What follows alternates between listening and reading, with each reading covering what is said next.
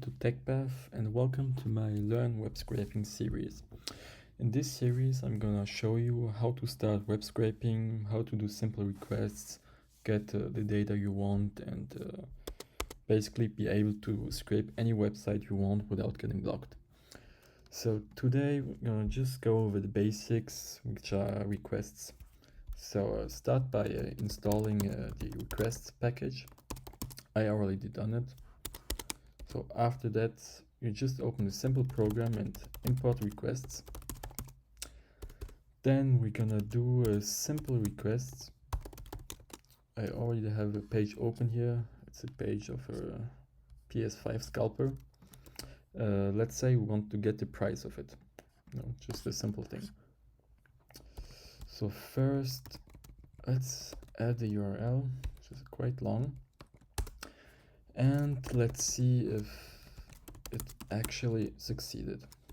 So let's print the status code, which should be 200 if it worked. Then we're gonna get the headers, just to show you what kind of headers you get when you do a request. And then we're gonna get the text, which is basically all the HTML text. So let's print this for starters. Yep. Okay, let's print this in a different way because else we can't see the other things. So I'm gonna print the byte version of it, which will be more visible.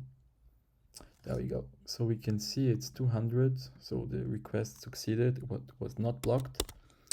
And here are the headers. You can see now they're not important. In future videos, I'm gonna tell you what you can do with them, why they are important.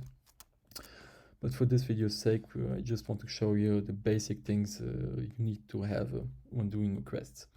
So here you have all the HTML, and let's see if we get the right HTML at least. So let's see if we have, let's just check the elements here. All right, let's just see if we can find this, just looking in the HTML, if we can find it in it. So then search in the text, and we're gonna print found it. If we found it, then we get the right HTML. Let's run this. All right, we found it. Great.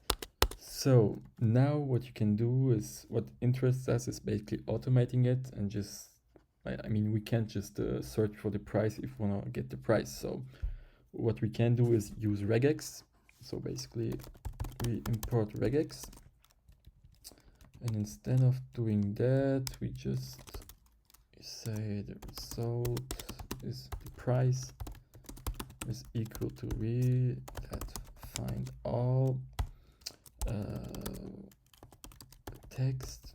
Oh, the pattern is first, if I remember correctly. So okay, so what's the, let's say we're just gonna do a simple regex. You know, we're gonna take the whole span here, the whole HTML, just a basic regex.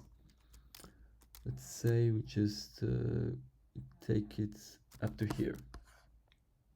So let's put this in.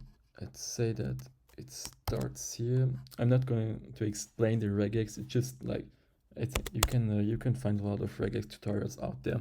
This is just the basic thing. Like I only take the literal text and I say that it starts here, and then I want to get everything that's after content. Right, the price is in here, so it starts with this. Okay, so I'm gonna say that take everything in here, click, and now we should have the price. Did everything correctly.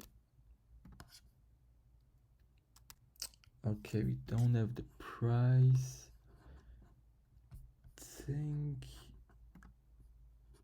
Okay, maybe there's more space here than I thought. I think there's a second space here. Now, what did I do wrong?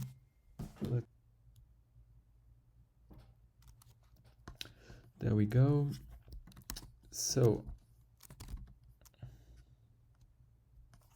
Actually, we had to remove this.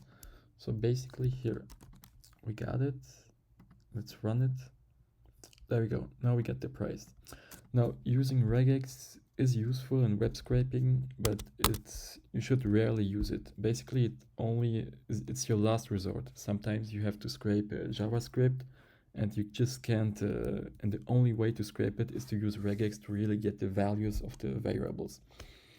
So what we can we use other than regex? Well, in the next video, I'm gonna be talking about XPath and LXML. They help you basically get the data you want using a special language, just a little bit like regex. You know, it's a language that you can use in a lot of other programming languages, but it's very helpful. So thank you for watching, and till next time.